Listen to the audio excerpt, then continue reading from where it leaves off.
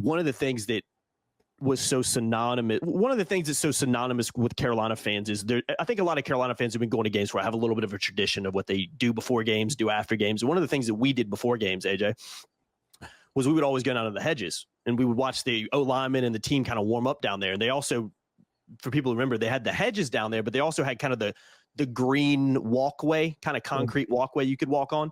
And they would let you go down there and you'd see kids throwing footballs down there. I have pictures in front of the hedgerows, but that was like one of my favorite kind of game day traditions was to go down there and, I'm up close with the team and I could watch them stretch and watch them warm up. It kind of got you in that game mode. Now there's a lot of Carolina fans watching this, a lot older than me and young, and around my age that can relate to that. That was kind of a special time and a unique thing about North Carolina that made it different. And one of the things that we've talked about a lot is Carolina, you talk about individual players, honoring individual players. I think Carolina has done a bad job of doing that in the last 10 years plus. And I'll tell you why in a second. But 40 years in particular. I'll tell you why I say 10 years in a second. Let's say it. It's been forever. Yeah, that's a good point.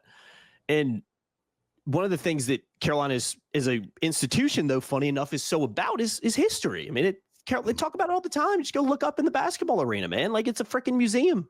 But on the football side, they've gotten away from that. And you strip away the hedges. You strip away the green walkway. You turn it to turf, which isn't synonymous with Carolina.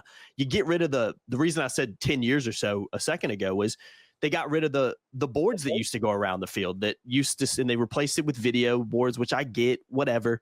But all around those boards, we used to bang on those boards during games because we sat on the front row of the upper deck. And it would make a louder experience, but you could look around. I remember as a little kid, AJ, I didn't know anything. This is one of the ways I learned about the history of Carolina football. I wasn't going in the museum before a game. I think I did that a couple of times, but that wasn't our game day routine. But I knew whose name was in front of the seats we sat on. I could look around and see, ooh, Julius Pepper, ooh, Don McCauley. I mean, those were exciting things then. That's ways that I learned about Carolina and learned about the tradition.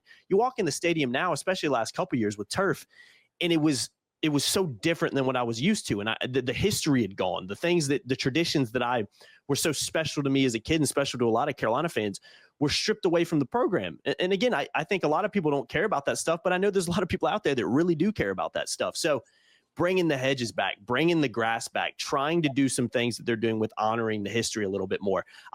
It's great you're doing it in the museum, but you have to bring it into the stadium because not everybody goes in the museum before a game. So these are things that I think Michael Lombardi and Bill Belichick are focusing on a little bit more. And I personally love